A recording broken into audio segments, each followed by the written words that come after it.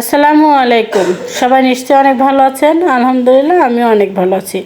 একটু ঠান্ডা লেগেছে, তাতে কি, আলহামদুলিল্লাহ আমি বেশ ভালো আছি। আমি যে সাদা চাদরটা কয়েকদিন আগে সেলাই করেছি, সেটা সম্পূর্ণ ভিডিওটা আজকে আপনাদের সাথে শেয়ার করব। আশা করছি আপনাদের অনেক ভালো লাগবে। প্রথমে আমি চাদরের ফুলটা এঁকে নিচ্ছি। একটা পেপারে ফুলটা এঁকে নিচ্ছি, তারপরে কার্বন দিয়ে হালকা করে দাগ দিয়ে নিলাম, তাহলে ফুলটা আঁকা তাড়াতাড়ি হয় আর কি। তারপরে তো আমি সেলাইয়ের কাজটা শুরু করে দিয়েছি। মাঝখানের বৃত্তটা আমি খয়েরি সুতা দিয়ে সেলাই করে নিচ্ছি। আগে গিট ছাড়া ভরাট দিয়ে এটা ভরাট করে নেব। এখন তো শীতের সময় বেলকনিতে হালকা হালকা রোদ আসে, তাই মিষ্টি রোদে বসে সেলাই করতে কিন্তু খুবই ভালো লাগে। তো যেহেতু রোদ উঠেছে, আমি বেলকনিতে বসে সেলাই করছি। মিষ্টি মিষ্টি রোদে সেলাই বেশ মজা। তো মাঝখানে বৃত্তটা সেলাই করে নেওয়ার পরে আমি সাইডের যে ফুলগুলো আছে সে ফুলগুলো সেলাই করে নিচ্ছি। ছোট ছোট ফোর দিয়ে আমি সুতাটা সামনের দিকে উঠিয়ে নিয়েছি। আর এই ছোট ছোট সেলাই করে নেওয়ার কারণ হচ্ছে, সেলাই করার পরে যেন আমার এই সুতাটা খুলে না আসে। আমি ফুলের এই পাপড়িগুলো গোলাপি সুতা দিয়ে গিটছাড়া যে ভরাট আছে সেটা দিয়ে সেলাই করে নেব। আর পাপড়িগুলো যেহেতু লাভ সিস্টেম, আমি তাই দুপাশ থেকে পাপড়িগুলো সেলাই করব, তাহলে ফুলের আকারটা কিন্তু সুন্দর আসবে। এই ফুলটা হচ্ছে গিট ভরাট দিলে কিন্তু খুব একটা ভালো লাগে না, আর গিট ছাড়া ভরাটটা দিলে ফুলগুলো বেশ একটু উঁচা উঁচা হয়ে থাকে, দেখতে খুবই ভালো লাগে। তা আমি ডান পাশটা আগে সেলাই করে নিয়েছি, তারপরে বাঁ পাশের এদিকটাও সেলাই করে নিচ্ছি। দেখুন সেলাইটা কিন্তু খুবই সহজ। আমার একটা পাপড়ি কিন্তু সেলাই হয়ে গেছে, আর আমি পাপড়িগুলোও কিন্তু ভাগ ভাগ করে সেলাই করে নিয়েছি। তারপরে এই পাপড়িটাও আমি ওইভাবেই ভাগ ভাগ করে সেলাই করে নেব। এখানে মোট 5টা পাপড়ি আছে, 5টা পাপড়ি কিন্তু ভাগ ভাগ করে সেলাই করব। আমি আজকে আপনাদের সাথে সম্পূর্ণ ফুল সেলাইয়ের ভিডিওটা শেয়ার করছি। একটু ধৈর্য সহকারে দেখুন, ভিডিওটা একটু বড় হবে, তো ধৈর্য সহকারে দেখলে আপনাদের অনেক ভালো লাগবে। এই যে আমার ফুলটা কিন্তু সেলাই হয়ে গেছে। আমি এপাশে গিটটাও কিন্তু আপনাদেরকে দেখিয়ে দিচ্ছি। এপাশে গিটটা আমি 2-3 বার কিন্তু দিয়ে দিয়েছি বেশ শক্ত করে, যেন সেলাইয়ের পরে সুতোটা খুলে না যায়।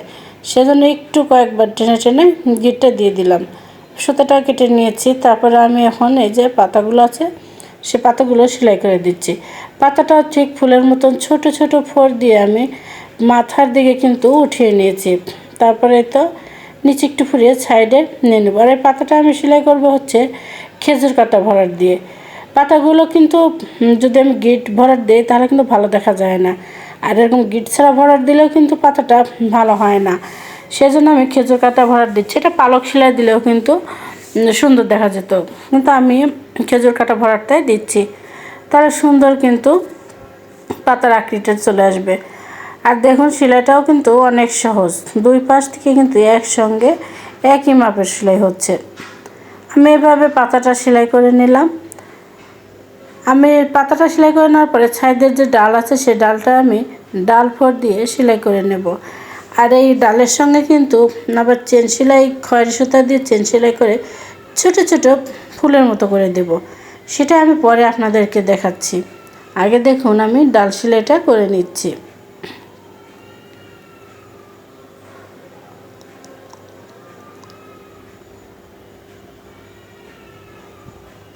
ডাল সেলাইটাও কিন্তু অনেক সহজ আর খুবই তাড়াতাড়ি হয়ে যায় এই সেলাইটা।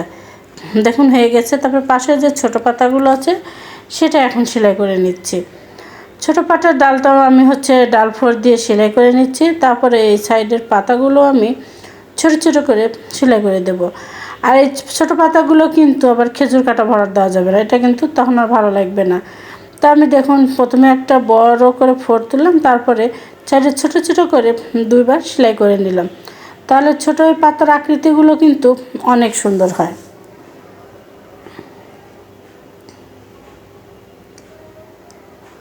দেখুন ছোট পাতাগুলো কিন্তু অনেক সুন্দর হয়েছে।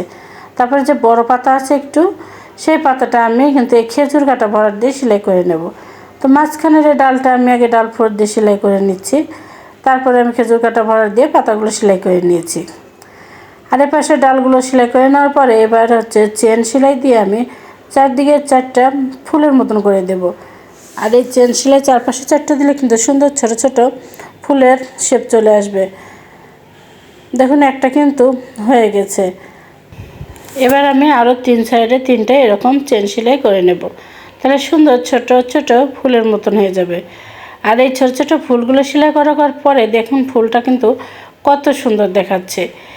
এগুলো হচ্ছে মাঝখানে একটা একটা করে দিয়েছি, আর এদের সাইডে 2টো করে ফুল দিয়েছি। দেখুন আমার সম্পূর্ণ চাদরটা এবার আপনাদেরকে দেখিয়ে দিচ্ছি। চাদরটা দেখতে কিন্তু দারুণ হয়েছে সত্যি। আমি ভাবতেই পারিনি যে সেলাইয়ের পরে চাদরটা এত সুন্দর হবে।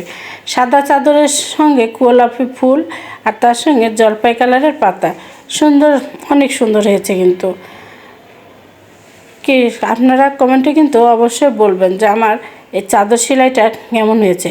এখন তো শীতের সময়, আর শীতের সময় এরকম যদি হাতে সেলাই করা একটা শাল হয় তাহলে কিন্তু মন্দ হয় না। চাদরটা এভাবেও কিন্তু অনেক সুন্দর লাগছে। দেখুন ফুলগুলো কিন্তু দারুণ, আমার তো ভালো লেগেছে।